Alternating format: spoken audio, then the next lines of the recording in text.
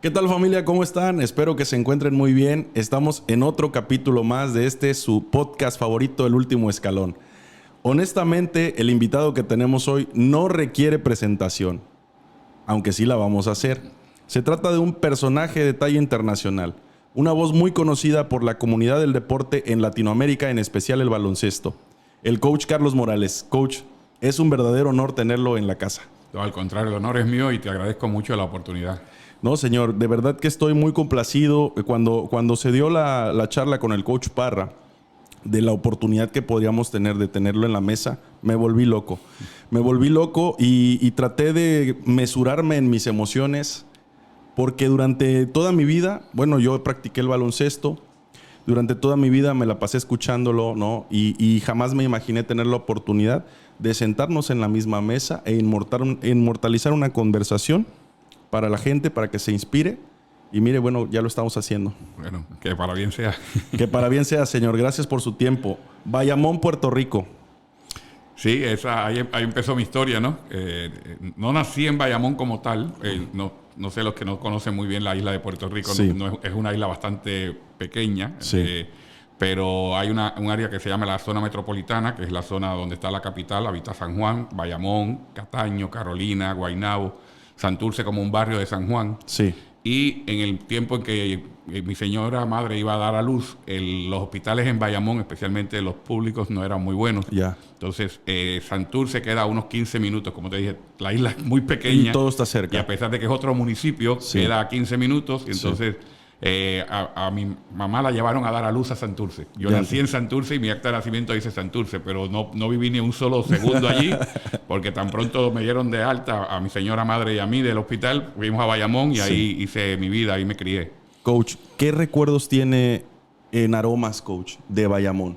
¿Alguno que tenga enraizado, que a donde quiera que usted vaya lo trae en la mente? Bueno, usualmente las frutas que se daban prácticamente silvestres. Nosotros cuando nos criamos en Bayamón, jugábamos mucho en la calle y Sí. nos movíamos de un vecindario a otro, porque a lo mejor en otro lugar había una cancha de básquet o había un parque de béisbol y caminábamos mucho o en bicicleta o a pie. Ya. Y cuando íbamos moviéndonos de una calle a otra, siempre estaban los árboles frutales, especialmente las guayabas, Guayabas. que tenían ese olor bastante característico. Eso es lo que recuerda.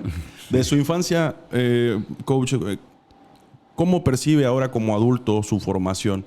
Nos queda claro que usted es una eminencia, no nada más para el tema deportivo.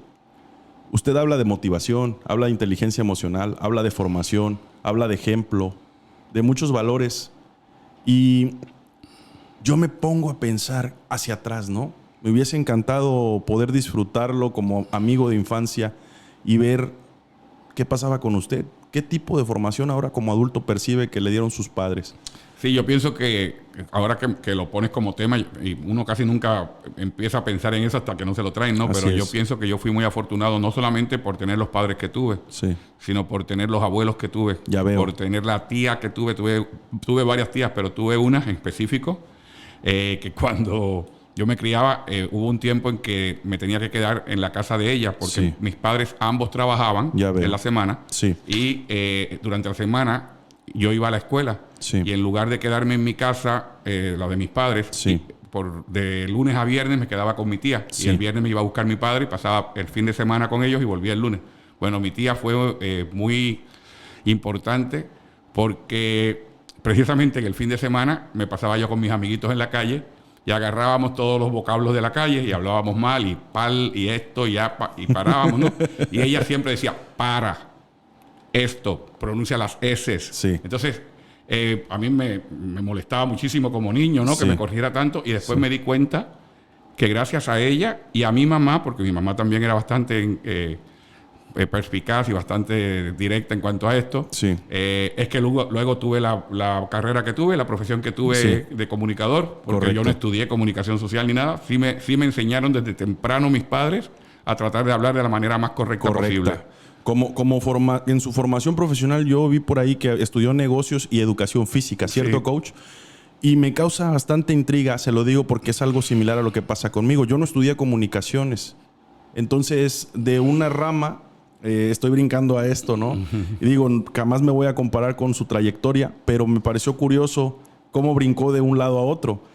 a lo mejor me estoy saltando varias partes de la infancia y juventud, pero me encantaría abordar ese tema. Sí, es interesante porque lo que ocurre es que, como bien menciona, yo estudié administración de empresas, Sí. básicamente porque en un momento dado que yo quería estudiar educación física, Sí. mis padres me dijeron lo que siempre le decían a uno que iba a ser profesor: te vas a morir de hambre, para eso no hay futuro, estudia administración de empresas. Lo estudié, pero mientras Sí. lo estudié seguía jugando en la universidad. Ya veo. Y seguía ya como con mentalidad de que yo quería ser coach, que era lo Sí. que le había dicho previamente a mis padres y no me habían Ok. respaldado en eso en el momento.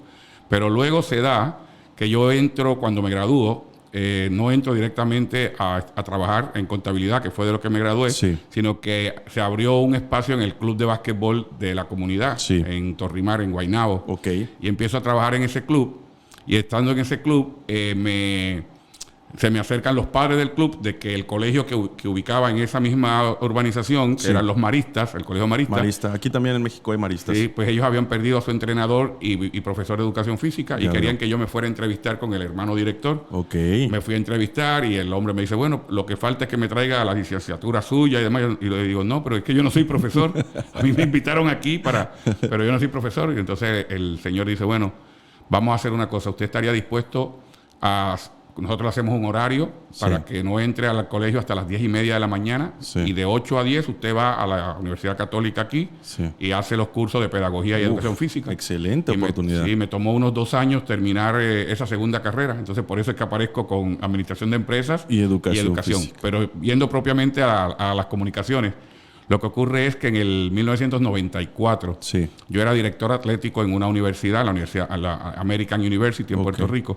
Y esa era la única universidad que recibía equipos de las universidades estadounidenses Ok. para jugar en un torneo. Ok. Y un año venía la Universidad de St. John's, ¿Cómo no? que tenía en ese momento al dominicano Felipe López. Sí. Tenía al que luego fue... bueno, se llamaba Ron Artés en ese momento. Claro que lo conozco, señor. Bueno, ese equipo, Richard Hamilton, que también llegó a la NBA, tenían un Sí. equipo. Ese equipo era cubierto en el área de Nueva York para la radio hispana por una persona que se llama Álvaro Martín. Claro, Él lo tenía una conozco. empresa con un socio que se llamaba Sports Production En la radio, señor. en la radio. Tenían radio y hacían los Yankees en español, Sí. los Knicks en español. Sí. Y ese año, porque tenían un dominicano que lo seguía todo el mundo, habían agarrado San Jose en español. Y da Ok. la casualidad que a San Jose le tocaba ir a Puerto Rico. Muy bien. Y ellos, cuando yendo un poquito hacia atrás, cuando yo era director técnico de los equipos en la Liga Profesional de Puerto Rico, Sí. si mi equipo se eliminaba, en muchas ocasiones para la serie final, me invitaban a que fuera de comentarista invitado, de analista invitado a los partidos de la Claro. serie final. Que son una locura. Sí. Son una verdadera locura. Yo lo sigo la liga, no Ajá. le diré que toda la temporada, pero los playoffs es una locura. Gente parada o sentada casi arriba de la raya, ¿no? Exactamente, así es. Entonces, ¿qué pasa? Que cuando ellos van a viajar a Puerto Rico para hacer las transmisiones de radio, aparentemente no tenían mucho presupuesto, tenían para un ingeniero de sonido y para Álvaro Martín, que era Ok. el relator, y alguien les dijo que la persona que estaba de director atlético en esa universidad tenía experiencia ya en los medios, Ok. porque había hecho unas cosas con el baloncesto superior. Sí. Me llamaron, me preguntaron que si estaba dispuesto a trabajar los 3 partidos que hacía St. John con Álvaro. Sí. Y le dije que sí, que estaba muy bien. Bueno, hicimos los 3 partidos y quedamos fascinados uno con el otro. El conocimiento que tenía Álvaro de las comunicaciones, obviamente, y del juego. A él le gustaba el ritmo que teníamos. Parecía como si hubiésemos trabajado juntos toda la vida. Sí, entiendo. Y cuando termina ese torneo, él me dice: bueno, ¿no te interesaría, porque él comenzaba en ESPN ya, Ok. ¿no te interesaría en algún momento hacer un cambio de profesión?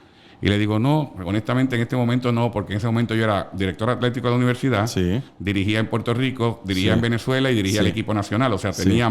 estaba bastante cubierto. Y aparte en lo que usted deseó en su juventud, porque palabras antes me acababa de decir que deseaba ser coach. Correcto. Coach, quiero hacer una pregunta que vamos a regresar un poquito a Sí. la conversación, pero es súper importante Ujú. para esto. Me llama bastante la atención. Usted practicó el deporte, hizo básquetbol como jugador. Lo normal de un jugador es desear llegar a una liga profesional, Sí. sea la de tu país o sea la liga de la NBA, ¿no? En Europa, pues la ACB. Pero usted me dice es que yo quería ser coach.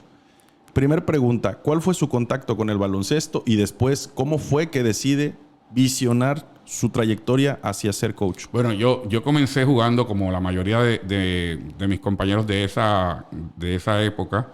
Comenzamos en el béisbol, porque en el Caribe todavía se mantiene en 2 de las 3 islas grandes del Caribe, en República Dominicana y en Cuba, que el béisbol es el deporte número 1. No es ni fútbol, ni básquet, ni nada. Sí. En Puerto Rico era el béisbol cuando yo crecía. En el 74 eso cambió porque hubo un Mundo Básquet que se celebró en Puerto Rico. Sí. Y hoy día Puerto Rico es uno de los 5 países del mundo que la FIBA reconoce que tienen al básquetbol como deporte número 1. Pero cuando yo me criaba era primero el béisbol. El béisbol. Yo jugué béisbol como hasta cuando iba a cumplir 12 años, ese verano que iba a cumplir 12 años, que mis padres me inscribieron en un campamento de verano de la YMCA. Y el tema principal del campamento de verano era el básquetbol. Ya veo. Y entonces, como entre los niños uno se destacó un poquito, el técnico, el entrenador ahí, me invitó a que cuando terminara el campamento fuera al edificio de la YMCA para empezar a entrenar con ellos. Y ahí, pues básicamente me enamoré del básquet porque llegué, vi que había unas oportunidades porque niños de mi edad viajaban en abril como selección a un torneo en Indianápolis, Indiana. Y eso como que me llamó bastante la atención. Recuerdo que cuando regresé a mi casa le dije a mi papá que no quería jugar más béisbol, que quería jugar más básquetbol. No le hizo mucha gracia la noticia. Y ahí comencé. Yo comencé en el básquetbol casi cuando iba a cumplir 12 años, que para los efectos en Puerto Rico es un poquito tarde, porque allá hay básquetbol para niños de 5 y 6 años. Ya veo. Pero me destaqué un poco. Gracias a eso pude jugar también y estudiar en el Colegio La Salle. Y finalmente en los últimos 2 años de la prepa lo hice en la Academia de Discípulos de Cristo, también por el básquetbol. Ya veo. Estudié en la Universidad de Puerto Rico y en el Miami-Dade College por el básquetbol. O sea, le saqué mucho provecho al juego. Pero entiendo que mi talento daba para eso. No, porque varias veces, a pesar de que las categorías formativas me destacaba, traté de formar parte del equipo de Mets de Guaynabo, que era el club para el que estaba mi vecindario. Y 2 años consecutivos llegaba casi hasta el final, cuando... El corte, digamos. El corte final y no... Y recuerdo que ya para ese tiempo tenía 23 años. Y empezaba ya en el Club Torrimar. Y entonces decidí que no iba a seguir intentándolo como jugador y que me iba a dedicar totalmente a ser entrenador. ¿Usted siente que hay habilidades o soft skills, como también se le conoce, que tal vez como jugador le funcionaron, pero que en el momento que volteó a ver la parte del coach explotaron? ¿Considera que...? Yo pienso que desde que uno... cuando uno comienza a jugar... Y esto puede ser que esté diciendo algo que no es, pero es mi percepción. El jugador que tiene mucho talento no requiere de leer tanto el juego. Juega por instinto. Ya veo. El jugador que tiene mediano talento o que pasa más tiempo a veces en la banca que jugando, tiene la oportunidad de observar el juego. Y yo creo que eso le abre un poquito más el intelecto para que si luego decide ser entrenador, tenga ese marco de referencia, de haber vivido el juego un poquito más mental que físico, porque quizás el físico no te da para más. Entiendo, yo coach. Entiendo que es eso. Y lo otro que también pasa, especialmente cuando eres talento medio, cuando no eres una superestrella, es que se te hace un poquito más fácil la empatía, porque entiendes a los jugadores que son estrellas, pero también entiendes a los que no lo son. Sí, entiendo. Es muy interesante el planteamiento que hace, porque justamente es muy coherente. Finalmente, si no estás participando tanto en cancha, estás expectando y estás observando. Incluso ves las áreas de oportunidad o los aciertos de los compañeros. Correcto. Y también el comportamiento del coach. Así es. Y entonces aquí viene esta pregunta. ¿Tiene un referente de ese entonces que también le motivó a ser entrenador? Bueno, el primer entrenador que tuve, que era Emilio Millo Romero, ya fallecido, era el señor de la YMCA. Uno lo considera como su mentor, su primer mentor, ¿no? Luego, en el Colegio La Salle, tuve a José Chevy Rodríguez, que fue el que me dio la primera beca. Y luego, cuando él se va del Colegio Marista, entró un entrenador nuevo al colegio, él se va al Colegio Marista, pero se va de La Salle. Entra un entrenador nuevo y coach y profesor de educación física, pero él tenía el grupo que él quería traer. Entonces ahí a los que estábamos, que éramos del grupo de Chevy Rodríguez, nos retiró la beca. Ya veo. Bueno, otro mentor que tuve fue Rafael Navarro en la Academia de Discípulos de Cristo, que me ofreció una beca para que me cambiara de colegio. Pero en las categorías formativas de club, fuera del colegio, el profesor Georgie Rosario no solamente fue mi coach, sino fue que el primero que me dio la oportunidad de yo ser coach. Ok. ¿Cómo fue eso, coach? ¿Cómo se dio? Lo que hizo fue que cuando yo estaba, por ejemplo, yo tenía quizás ya 18 años, mi hermano, el que me sigue, tenía 16, jugaba lo que sería hoy aquí la categoría cadetes, allá le llamamos novicios. Sí. Y él, el coach era Georgie Rosario, yo era su asistente. Y luego al año siguiente, él hizo 2 equipos de novicios. El A lo dirigió él, me dio el B a mí para que lo dirigiera.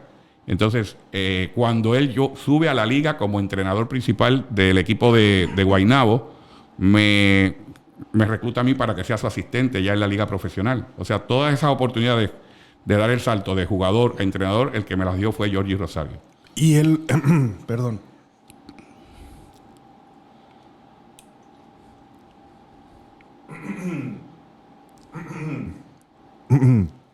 Perdón, coach. No, tranquilo. Y entonces Jordi Rosario es quien, digamos, le da la nalgadita para participar como entrenador. Correcto. Ahora, coach, usted se adentra al mundo del entrenador, de ser coach, de ser entrenador. Me imagino que hubo una curva de aprendizaje también. Sí. ¿En qué momento considera que detonó sus habilidades y que dijo, este es el camino que definitivamente quiero tomar? Caramba, cuando decidí que eso era lo que iba a hacer, yo creo que era todavía siendo jugador. Todavía cuando estaba jugando yo dije, bueno, que era lo que le decía a mis padres, ¿no? Porque ellos querían que yo estudiara otra cosa. Y de hecho pasé un verano en la banca, trabajando en lo que sabía de contabilidad. No me había graduado todavía, pero era como un internado que se hace antes para ver. Y era desastroso, o sea, a mí no me gustaba. Y pagaba muy bien y demás, pero estar en una oficina de 8 a 5 no era lo mío. Lo mío era estar en las canchas con los jugadores. Entonces, eso lo entendí yo creo que cuando era estudiante todavía y cuando era jugador todavía. Pero que uno supiera que podía empezarse a destacar como entrenador, pienso que es cuando comencé a dirigir a los niños y había quizás cierta receptividad de parte de ellos hacia mí. Y vi también padres de familia bastante contentos con que yo fuera. Yo era un joven entrenador, te estoy hablando de 20, 21 años, y les gustaba a la gente interactuar conmigo. Yo dije, pues puede ser que esta sea entonces el llamado de mi carrera. ¿Obedeció usted un instinto, coach, entonces? Sí. Algo que vibraba dentro de usted. Correcto. Muchos de los jóvenes, que estoy seguro, muchos de los jóvenes que ven o escuchan nuestro programa, incluso los padres, los entrenadores, los formadores, han tenido en su vida la oportunidad de tomar una decisión como la que usted tomó. Continuar con un trabajo convencional, y con mucho respeto lo digo, gente, por favor, no se vayan a ofender, Sí. es con todo el respeto del mundo, trabajar en un empleo convencional o virar hacia sus sueños, hacia lo que vibra. Me queda claro que a usted a temprana edad lo tuvo Sí. en la mesa como la opción. ¿Cómo lidiar, coach, contra lo que le dice la gente y no desistir de su convicción? Yo creo que fui muy afortunado de tener éxito inmediato. Ok. O sea, quizás si uno empieza a trastabillar un poquito en los primeros pasos, Sí. quizás empieza a cuestionarse un poco más y quizás hubiese hecho un poco más de caso a mis padres y Sí. me lo dijeron, que no me iba a salir bien esto. Pero una bendición, si uno lo quiere llamar bendición divina, lo que sea, de que inmediatamente que arranqué a dirigir tuve éxito.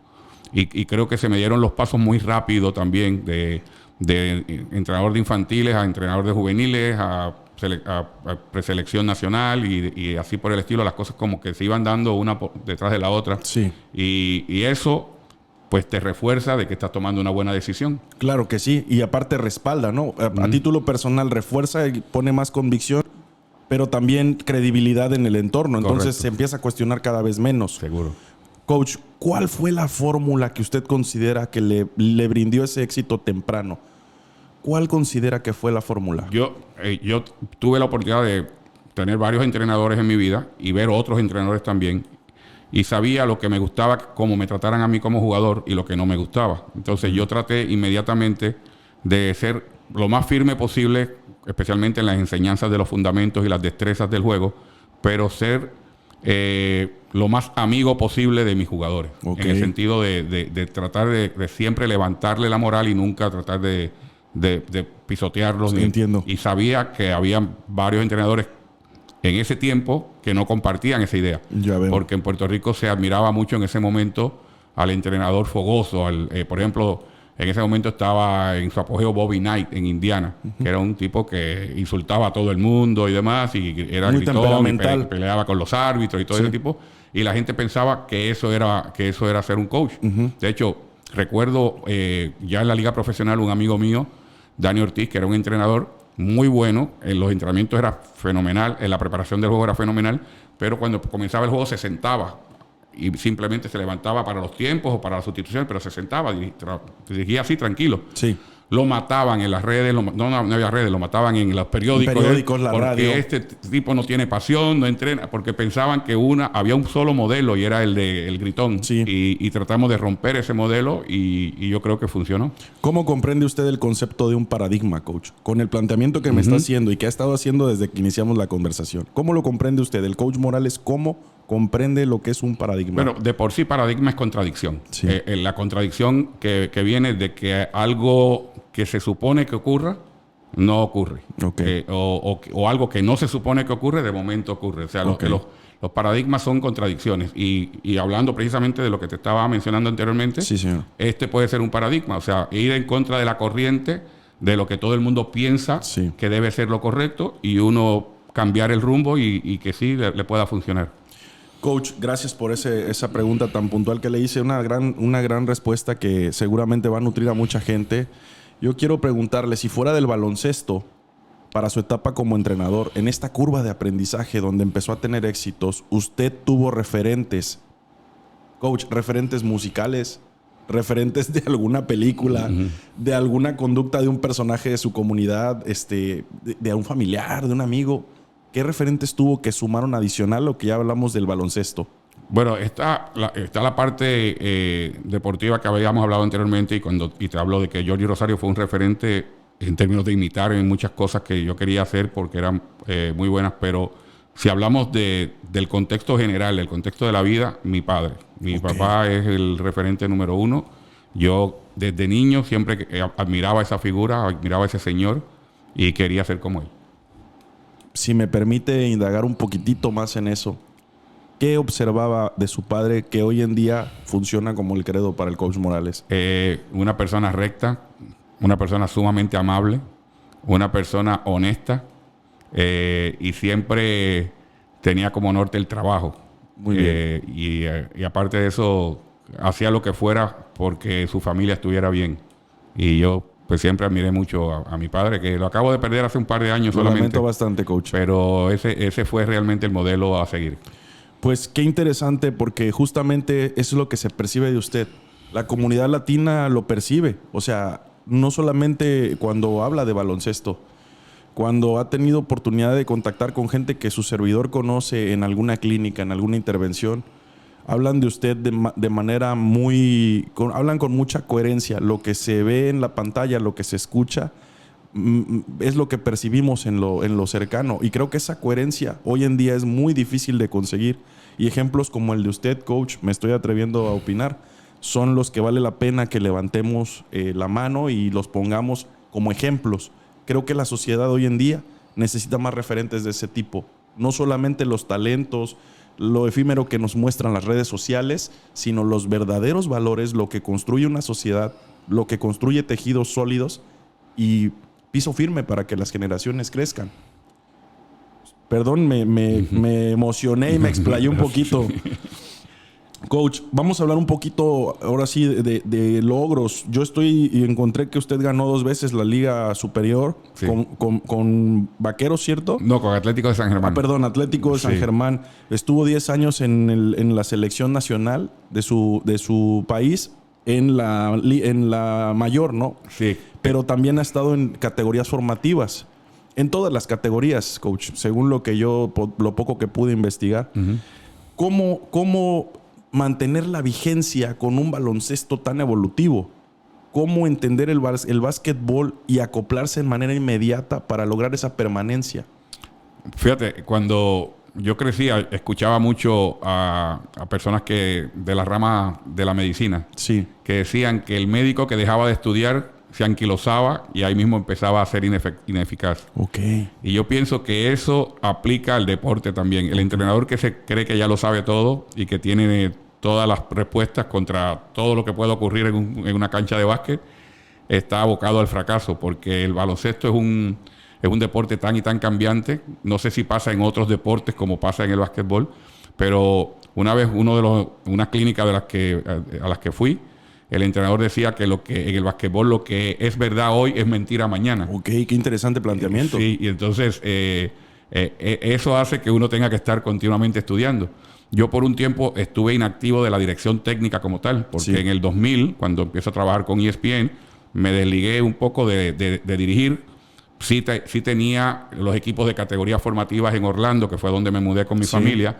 Sí tenía a veces las invitaciones que me hacían para ser asesor y asistente de las selecciones juveniles que iban a un mundial, pero no estaba en el día a día del entrenador jefe. Sí. Y aún así me mantenía leyendo y me mantenía viendo videos y me mantenía viendo los distintos equipos, porque pensaba que si no lo hacía me iba a quedar atrás. Sí. Y entonces yo creo que eso es lo que se requiere en este tipo de profesión, ¿no? Que la persona se mantenga estudiando continuamente y que se mantenga cuestionando cosas, porque no todo lo que uno cree que está bien va a estar bien siempre. Correcto. Yo te voy a dar un ejemplo bien sencillo. Cuando yo me criaba, cuando yo era jugador, nos decían que si el equipo contrario te ponía una zona, lo peor que podías hacer era pasar el balón por encima de la zona porque te la iban a cortar. Sí. Así que era como un pecado capital. Sí. Y luego, más adelante, en el básquetbol más moderno, encontramos que había lo que llamaban los americanos el skip pass, que es que mientras más rápido tú pases ese balón de un lado a otro, más fuera de posición vas a tomar a la defensa. La defensa, es correcto. Entonces, lo que me habían enseñado como malo, me lo enseñaron después como bueno. Entiendo. Y así como un ejemplo puntual, ¿no? Pero pasa mucho en el básquetbol. Sí, lo entiendo perfecto. Se me viene a la mente un concepto que yo he adoptado para mi vida, a lo mejor usted también, que es desaprender para aprender. Correcto. ¿No? Se me vino muy a la cabeza por lo que comentaba el coach, que cree que lo que dices hoy es mentira de mañana, ¿no? O el coach que ya cree que ya lo sabe todo está en un error. Y quizás ahorita hablando de baloncesto, pero como bien dice usted, lo podemos plantear en la vida, ¿no? Y el hecho de que tengas esa apertura a aprender, creo que te da una ventaja competitiva ante los demás. Definitivo. Quizás en el medio de la comunicación, coach, a lo mejor esa estrategia que usted ya tenía para el baloncesto la equiparó para la parte de los medios. Me parece bastante interesante. Mire, no voy a dejar de lado y no quiero dejar de mencionar 2 olímpicos. 2 Juegos Olímpicos, 3 mundiales, ¿cierto? No, eso cambió porque es que hay que actualizar esa biografía. Fue una que hizo ESPN en el 2010. Es correcto. 2011, porque yo retomaba con la selección. Pero para que tengas una idea, del 2011 al 2014 se clasificó a otro mundial más. Okay. Son 4 mundiales masculinos adultos. Okay. Pero yo estuve en 2 mundiales juveniles. Okay. Estuve en un mundial sub-22. Y acabo de regresar del año pasado de por primera vez ser asistente en la selección femenil de mi país y venir de un mundial femenil. Así que tengo 8 mundiales. 8 mundiales, 8 mundiales. Bueno, le pido una disculpa por tranquilo. Eso. Y sí, a lo mejor este va a ser el medio en el que vamos a actualizar sus logros, porque sí, ahora, ¿cómo tomar el toro? Tanto talento, tantos temperamentos, tantas formas de pensar, hacerlas conjugar en un mismo fin. Le voy a explicar por qué hago esta pregunta. Estamos en el estado de Guerrero, Acapulco, Guerrero. Al ser de costa, la gente tiene un carácter, un temperamento alto. No nos gusta mucho que nos digan qué hacer. La disciplina nos cuesta un tanto, mucha fiesta. Pero somos gente con mucha ética de trabajo una vez que nos sentimos motivados y nos encauzamos. Y yo haciendo una indagación con el tema de Puerto Rico encuentro ciertas similitudes. Te iba a decir eso, que me parecía que estaba describiendo a mi país. Y entonces le escarbé un poco más y encontré por ahí un argumento que usted utiliza en donde dice que el baloncesto en Puerto Rico se desarrolló de manera empírica por muchos años. O sea que no había entrenadores estudiados, sino que iban aprendiendo de la experiencia del juego. Correcto. ¿Cómo dirigir un grupo de talentosos jóvenes, jovencitas y hacerlos pensar en una misma línea? Porque Puerto Rico ha figurado en todas las competencias oficiales de FIBA y las demás competencias. Siempre Puerto Rico está destacando. Y yo creo que hay más que talento detrás de eso.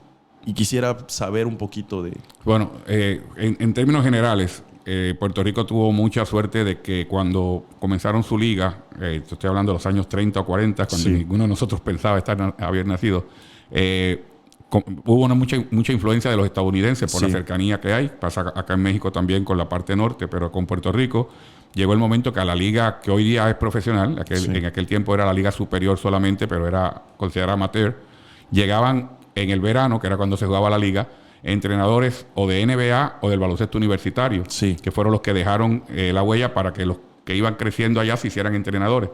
Lo de la manera empírica de entender el juego tiene que ver con que no hay una escuela de entrenadores. Sí puedes estudiar educación física, pero no puedes estudiar para ser entrenador, como por ejemplo en España, que hay un curso de entrenador.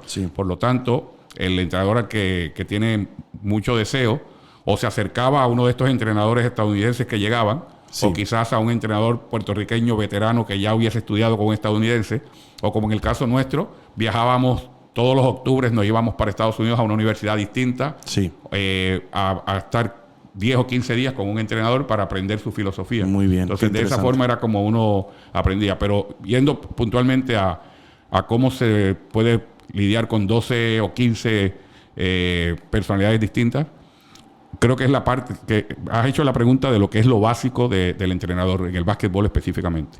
Y es conocer a cada uno de tus jugadores para saber qué es lo que lo motiva a cada uno de ellos, que no necesariamente es la misma motivación para todos. O sea, si tienes 12 jugadores, es posible que tengas 12 botones que apretar distintos en cuanto a la motivación. Y tienes que aprendértelos bien, porque para uno, por ejemplo, en el básquet profesional, para uno puede ser ganar más dinero. Para otro puede ser qué sé yo, darle un campeonato a su pueblo. Para otro puede ser otra cosa distinta porque quiere irse a Europa y quiere que lo vean. Cada uno de ellos tiene una motivación distinta. Sí, entiendo. Entonces, durante la conversación individual con cada uno de ellos uno va captando y luego va no solamente a utilizar la motivación general, que casi siempre es, bueno, vamos a ganar y queremos el campeonato. Esa es la de todo el mundo. Pero cada uno tiene una motivación que si uno no tiene mucho cuidado, a veces va por encima de la del colectivo. Entonces hay que lidiar con eso individualmente. Como mediar, coach, de alguna manera mediar. Correctamente, correcto. El entrenador debe ser un educador. Palabras del coach Morales. Y es algo con lo que ha predicado durante muchos años en sus clínicas, ¿no? Sí. La pregunta es en este sentido. Usted ya estuvo desde ser entrenador en sus inicios de un colegio, una academia, hasta el máximo nivel quizás, que es dirigir a una selección de su país. Este concepto, coach, el entrenador es un educador, ¿aplica en todas esas categorías? Yo utilizo esa frase siempre que me estoy dirigiendo a los entrenadores de formativas. Porque y le hago esta referencia también y esta observación, y es que los objetivos del básquetbol o el deporte formativo son totalmente distintos a los objetivos del básquet profesional. En el básquet profesional específicamente hay una máxima, hay un objetivo y es ganar. Algunas personas, no comparto esa forma de pensar, pero algunas personas piensan que hay que ganar a toda costa. Sí, entiendo. Lo cual te puede llevar a hacer cosas que no indebidas. Correcto. Pero todo el mundo tiene que tratar de ganar porque depende de ganar, depende de los auspicios, depende de la taquilla, depende de la televisión, depende de todo. Dependen de que te puedan pagar al final de la temporada. Finalmente tu salario. es un trabajo. Es un trabajo. El deporte como medio educativo es una cosa totalmente distinta. Y entonces esa frase de ganar a toda costa no puede entrar en la educación y estamos hablando todavía más de que en muchas ocasiones es mejor perder, pero lograr otras cosas, otros objetivos, que tratar de ganar de todas maneras. Sí, entiendo perfecto lo que me está diciendo y me gustaría que camináramos por ese sendero, coach, si me permite. Otra de las frases que usted comentó es el deporte como un vehículo.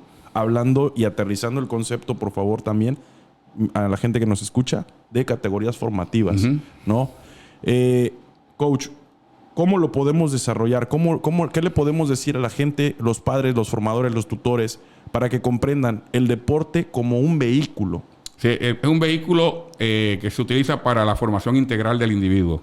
Antes se hablaba de la formación del hombre, ¿no? La formación integral del hombre o de la mujer, del individuo, que tiene que ver te diría que con 4 factores básicos, ¿no? Porque está la educación del colegio, de la escuela, está la educación familiar. está la formación espiritual. Sí, señor. Pero ahí hay 3 patas de una mesa. Esa mesa quedaría coja, pienso yo. Y yo creo que el deporte es la que viene a complementar esa mesa. Es la cuarta poderoso, pata. qué poderoso. Le voy a comentar algo, coach. Tuve la oportunidad de traer a la mesa a un muy buen entrenador de atletismo de nuestro país, que le mando un saludo. Y platicaba justamente un concepto muy similar al de usted, donde pone el deporte o el entrenamiento como la cuarta pata de esa mesa que construye una formación integral. Le agradezco mucho. Me voy a detener un poquito en 2 temas. Trabajo escolar es muy claro, ¿no? Hay que sacar buenas notas, hay que aprender, que es lo más importante, y cumplir con las responsabilidades, ¿no? Que finalmente te va formando. La parte de la educación en casa. ¿Qué valores considera que deben estar implícitos sí o sí en esta educación? Yo pienso que la ética, el respeto al trabajo, el respeto al individuo, al ser humano, el respeto para que tengas una idea, te hablaba de que mi padre fue mi ídolo, la persona que yo quería emular desde pequeño. Mi padre trabajaba en una firma de abogados como secretario legal. Esa firma de abogados estaba en un edificio de varios pisos, multipisos, y había un portero. Y mi padre me decía, yo siempre trato al portero de la misma forma que trato al presidente de la empresa. Wow. Y al presidente de la empresa yo lo respeto mucho. Por lo tanto, al portero tengo que respetarlo mucho también. Entonces, esa educación empieza en tu casa. Cuando tú tienes una educación de ética, de amor al trabajo, de humildad, de igualdad, ya puedes completarla y no es necesario que te la den en la escuela. Entiendo. Pero en algunas ocasiones entendemos que si eso no llega desde la casa, quizás la escuela tiene que ser la que entonces te complemente esa parte. Sí, tiene mucha coherencia lo que nos comenta.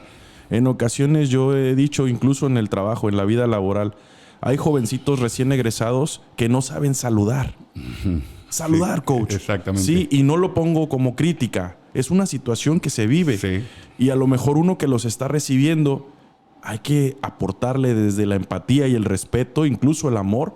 Mira, puede ser así, te puede funcionar, ¿no? Y por ahí siento que, complementando un poco lo que usted me dice, se vive en casa, pero si llega a faltar, a lo mejor el entrenador resulta el complemento que va sumando esos valores, ¿no? Correcto. Ahora, coach, la parte espiritual. Me llamó bastante la atención que usted lo pusiera como un bastión importante dentro de esta formación, porque honestamente y con mucho respeto lo he escuchado pocas veces de entrenadores. ¿Por qué considera usted y de qué manera podemos entender esa formación? Yo pienso que para que la vida tenga propósito, nosotros tenemos que creer que hay algo mejor en el futuro. Y no puedo entrar ahora en religiones porque están los católicos, los protestantes, están los musulmanes, pero toda la persona se rige porque hay un ser superior y que va a haber una recompensa futura si las cosas se hacen bien. Y por eso es que se le da la libertad a cada cual para que elija cuál es su norte en términos de espirituales. Entiendo. Pero debería tener alguno. Debería tener alguno. No le digo yo sé católico porque yo soy católico, o sé protestante porque... No. Escoge algo en lo que tú creas. Señor. Pero trata de congeniar con eso. Entiendo. Trata de comunicarte con eso diariamente. Y pienso que eso es importante. Coach, usted es una persona muy coherente y si lo plantea como una parte importante de la formación, lo debe practicar en sí mismo. Perdón, me gustaría saber qué beneficios ha encontrado en tener esa comunicación con el Ser Supremo, y cómo lo ha percibido en su vida. Sobre todo paz. Cuando tú te comunicas directamente, en mi caso, trato de comunicarme con Dios. Yo le comentaba a algunos amigos que yo soy un católico no practicante porque no voy mucho a misa ya en este tiempo. Pero trato de comunicarme diariamente con el que yo considero mi Ser Supremo. Entonces, en muchas ocasiones, cuando tienes esa comunicación, ya sea hablando o ya sea como lo utilizan usualmente orando, te llega en muchas ocasiones la paz que necesitas porque tuviste un día ajetreado, porque las cosas no te han salido como tú pensabas que te deberían salir, por lo que sea, o porque quieres agradecerle también a ese Ser Supremo que las cosas sí te están saliendo. Entonces, esa comunicación te da eso, te da tranquilidad, te da paz. Muchas gracias, coach. Disculpe si rebasé un poco la línea, pero era muy importante para mí saber esa parte. Cuando usted plantea esto de categorías formativas y toda esta metodología que usted ocupa en sus clínicas, habla de 5 objetivos, ¿sí? Plantea enseñar, motivar, entrenar, conducir, correcto, y disciplinar. Sí. Coach, vamos hablando de eso. Sí, cada uno de los primeros 4 se explica por sí mismo, ¿no? Porque un entrenador está continuamente enseñando, está tratando de motivar, está conduciendo en los entrenos. Sí. Pero siempre hablo de que quizás el más importante y el que a veces menos estamos dispuestos los entrenadores a reforzar es la disciplina, es disciplinar. ¿Por qué? Porque primero, en ocasiones no ponemos reglas de disciplina. Y cuando no se pone reglas de disciplina, no se entiende desde el primer día qué es lo que se permite y lo que no se permite. Así que mi recomendación a los colegas sería implementar reglas de disciplina. Sí.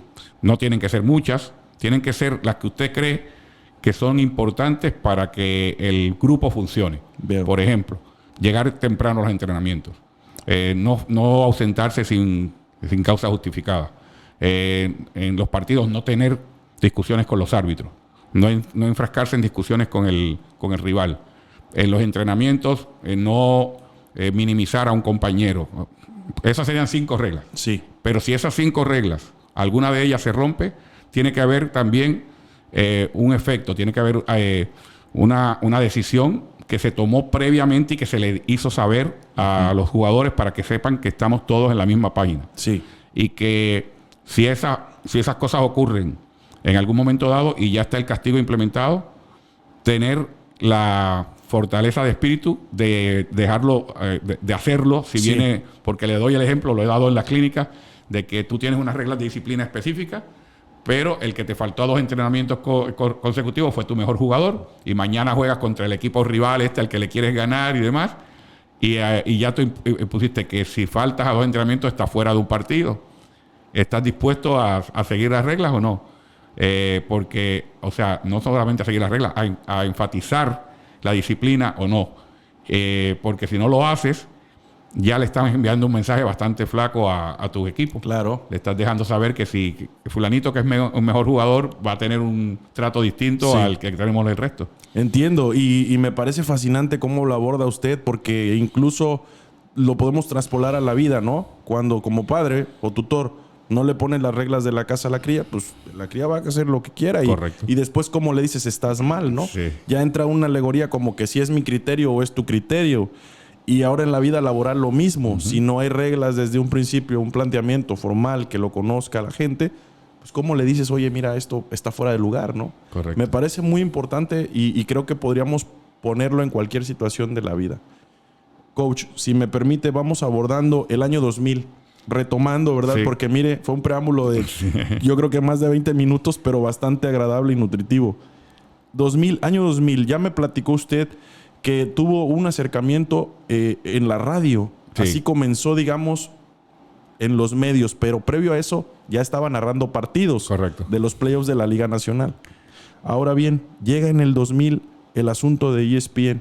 Sí, Platíquenos un poquito de eso. Lo que ocurre es que en el 99 ya yo había quedado fuera de la selección. Sí, Ya no estaba viajando fuera del país a dirigir. sí. Solamente tenía el equipo de Bayamón, que estaba en contrato de 2 años, tenía el 99 y el 2000. Y se me acerca Álvaro Martín, me llama Álvaro Martín desde Nueva York para decirme que su compañero de transmisión en ESPN se iba a una oferta que le habían hecho en otra cadena. Sí. Y se quedaba sin analista. Y estaban en plena temporada, estaban en febrero de esa temporada. Ok. Y que si estaba dispuesto yo a viajar a Bristol a hacer una prueba con el productor. Ok. Y yo le dije, bueno, sí, hicimos los arreglos, fui a hacer la prueba, le gustó al productor lo que vio y me hace una oferta para terminar la temporada. Pero entonces le explico, le digo, ok, lo que ocurre es lo siguiente, yo le puedo trabajar febrero, marzo y abril. Ok. En mayo me tengo que ausentar porque voy a empezar las prácticas de mi equipo de Bayamón, que iba para mi último año de contrato, y en junio comienza la temporada. Y me dice, pues está bien, ¿no? Y me dio ese tipo de contrato. Estuve prácticamente 3 meses trabajando con ellos, y luego cuando vinieron los playoffs, ya yo no estaba con ellos, estaba en Bayamón. Sí, cumpliendo su compromiso anterior. Correcto. Siendo coherente con usted mismo y responsable con... Exactamente. Sí. Y luego entonces este señor productor me dice, bueno, estuvo muy bien todo, pero realmente nos quedamos con las ganas en los playoffs de tenerte. Te vamos a hacer una oferta donde vas a tener que decidir si te gusta más dirigir que... Y sí me gusta más dirigir, ¿eh? Siempre me gustó más dirigir, pero gran dato. la oferta económica, como se lo planteé luego a amigos y demás, hubiese sido irresponsable si no la tomaba. Porque me daba la oportunidad de mudarme a Estados Unidos, de criar mi familia allá, de tener una... ¿qué te digo? Una estabilidad. Entiendo. Que el coaching nunca te la da, sí. Especialmente en el plano profesional. Sí. El ser entrenador, dicen que el entrenador lo contratan para echarlo. Y entonces, eso me dio una oportunidad que tenía que aprovecharla. Sí. Entonces me empezaron a hacer contratos de 3 años, la cadena, y así duré 21 años en 21 años de trayectoria. Coach, correcto. Antes de pasar a hablar de su trayectoria y de todo lo vivido, que hay infinidad de anécdotas, quiero hacerle una pregunta. ¿Cómo se prepara anímicamente el coach Morales para hacer esa prueba sabiendo que puede cambiar su vida? Sí. Señor, usted lo sabía. Cuando le preguntaron, sabía que podría cambiar su vida por la magnitud, la importancia que tenía la marca y lo que estaba dando soporte. Pues la liga más importante del mundo, ¿no? Entonces, ¿cómo se preparó usted para ello? Pues básicamente lo que me habían dicho ya lo que íbamos a hacer, que era que íbamos a tener un partido ya grabado, un partido que había sido de los Houston Rockets cuando estaba aquí en Olajuwon. ¿Cómo no? Contra los New York Knicks, que íbamos a tener ese partido y que como se preparaban usualmente los narradores y comentaristas era que llegaban unas horas antes al estudio, le iban a dar el departamento de investigación, el Research Department, le iba a dar unos papeles para que pudieran... Y que luego tenían la computadora al frente también para que pudieran checar. Y me dicen, bueno, como queremos hacerlo lo más parecido posible, ¿te parece bien 2 horas para prepararte? Bueno, vamos. Y empecé a leer lo que me habían mandado y demás. Y fui a la cabina. Ese día me tocaba con Ernesto Jerez, un gran amigo dominicano, que muy buen narrador de béisbol y de básquetbol también. Y empezamos a hacer el partido como si estuviera ocurriendo en ese momento. Él narrando, yo... comentando, tratando de no pisarlo mucho, de que los tiempos fueran... Y uno está un poquito nervioso, pero ahí vamos. Y cuando termina la primera mitad del partido, entra el señor productor a la cabina. Y dije, tan mal lo hice que ni siquiera... Y me dice, no, ya escuché todo lo que tenía que escuchar, estás contratado. Y yo, wow, ¿qué? Coach, discúlpeme por la pregunta. ¿Qué sensaciones da ese tipo de noticias? Obviamente... primero, todos los seres humanos nos gusta que nos reconozcan nuestras fortalezas, ¿no? Claro. Algunos a veces no nos gusta que nos digan nuestras debilidades, lo cual creo que es un error, pero nos gusta que nos reconozcan. Así que ya sea en el campo deportivo, sea en el campo laboral, cuando alguien te dice que eres bueno, que eres suficientemente bueno para este trabajo, obviamente es una sensación bien positiva. Sí. Híjole, me pongo en ese lugar, a ver, es como en una esquinita del foro, ¿no? A ver cómo pasó y me imagino los sentimientos y todo esto. Seguramente, incluso a nivel familiar, fue una gran noticia. Sí, correcto. Porque ya asumían que tenían que emigrar, ¿no? Bueno, por un año, desde la temporada 2000 a la 2001, esa temporada la hice viajando desde Puerto Rico. Me quedé en Puerto Rico. Ya en el verano del 2001 fue que nos mudamos a Orlando. Fue otra situación bastante interesante porque ellos me decían que si me quería reubicar a Connecticut. Y porque allá es que están las oficinas de ESPN en Bristol, Connecticut. Y yo le decía, bueno, yo creo que mi familia no se va a acostumbrar acá porque es que yo mismo veía los inviernos allá, ya a las 4 de la tarde está oscuro, son bien fríos, es un poquito difícil de acostumbrarse en Connecticut. Y yo decía, yo creo que yo me acostumbro en cualquier sitio y la paso un poquito difícil cuando me toca venir para acá. Así que no sé cómo sería con mi familia.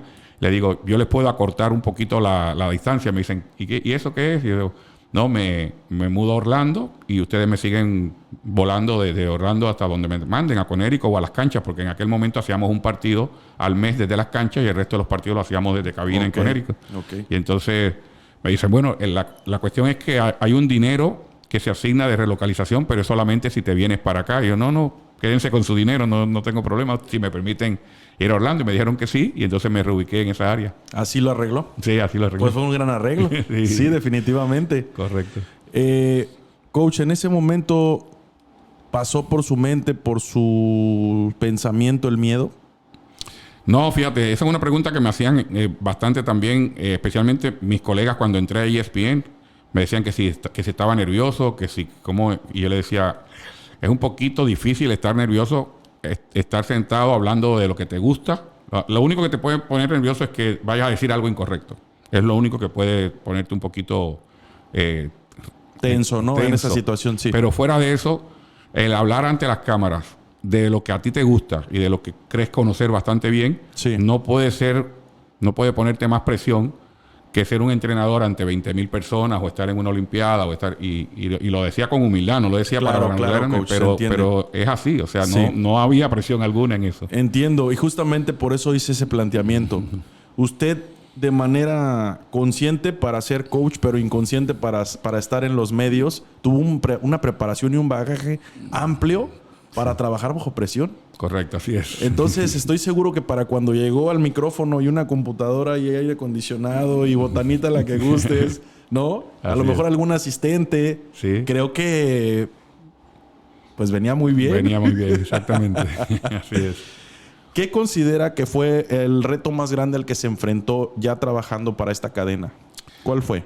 Los viajes. Ok. Los viajes fueron el reto más grande porque tienes que dejar, por ejemplo, nosotros casi siempre viajábamos miércoles, hacíamos partido ese mismo miércoles si era en cabina. Sí. Si era un partido que fuera en cancha, casi siempre lo hacíamos jueves, así que viajábamos miércoles al sitio donde estábamos, íbamos Sí. a hacer las conferencias de prensa y demás, el jueves hacíamos el partido, el viernes, si había sido en cancha, regresábamos a la casa, pero si había sido un partido de cabina, trabajábamos miércoles, jueves hacíamos un partido de básquet universitario, viernes otro partido de NBA y sábado regresábamos a la casa. Ya veo. Entonces pasábamos más tiempo en la temporada fuera de casa que en casa y me perdía muchas cosas de lo que estaba pasando con mis niños que estaban creciendo, que yo era uno de sus coaches en los equipos en los que estaban, pero que no podía ser el head coach, no podía ser el entrenador principal porque no tenía el tiempo, porque Entiendo. me iba a perder algunos partidos de ellos. Así Sí. que siempre era el asistente en esos equipos. Entonces yo creo que los viajes fueron El verdadero reto para usted. el reto fueron los viajes y pasar tanto tiempo Fuera lejos de la casa. familia. Así No, pues seguramente un gran costo el que tuvo que pagar por ahí, pero bueno, entiendo que desde la responsabilidad de ofrecer a su familia una calidad de vida y un desarrollo óptimo. Correcto. Y siendo coherente con lo que su padre le enseñó, ¿no? Preocuparse por su familia. Así es. Mire, yo no voy a poner en la mesa la pregunta de quién es mejor, LeBron James o Michael Jordan. No voy a preguntar eso, coach, porque esa respuesta ya... Si quiere la puede preguntar porque yo tengo una respuesta para eso. Bueno, siempre. por favor, La señor. respuesta que siempre le doy es a la persona que me hace esa pregunta. Sí. Escoge tú primero, quédate con el que tú quieras y el que no te guste me lo dejas a mí. Ok, ok. Muy sabio. En otras palabras, no te puedes equivocar porque los dos son sensacionales. Sí.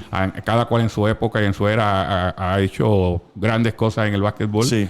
Y aparte de que me parece que comparar jugadores de épocas distintas es muy difícil porque el juego ha cambiado mucho en distintas épocas.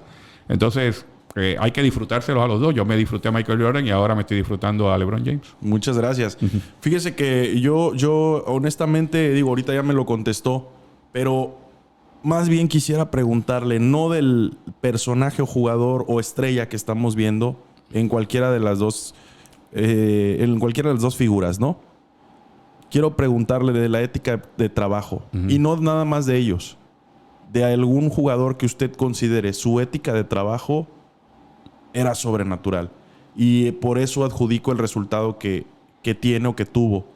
Y entonces, coach, dejo abierta la pregunta. ¿Quién considera y qué es lo que observó de ese jugador con respecto a la ética de trabajo? Estos dos que menciono, porque la gente siempre se ha dejado llevar por el talento solamente, pero estos dos que menciono no hubiesen llegado donde llegaron si no hubiesen trabajado duro, si no hubiesen aplicado los fundamentos del juego. Dios los dotó de un talento realmente superlativo, pero trabajaron muy duro. Sí. Aparte de ellos dos, Kobe Bryant, que era famoso por sus 3 entrenamientos al día, Sí. porque él decía que por qué levantarte a las 8 de la mañana para entrenar si te puedes levantar a las 5 de la mañana y metes un entrenamiento más. Sí. Y que luego a lo largo de un año vas a tener 300 y pico de entrenamientos más que... Así es. que tú. Ventajas de horas, Exactamente. entrenador. Y otro jugador que me parece que tenía una ética de trabajo muy buena y específicamente no solamente que trabajaba duro, sino que se aseguraba de que sus jugadores, sus compañeros estuvieran muy bien. Me parece que Tim Duncan era ese tipo de jugador.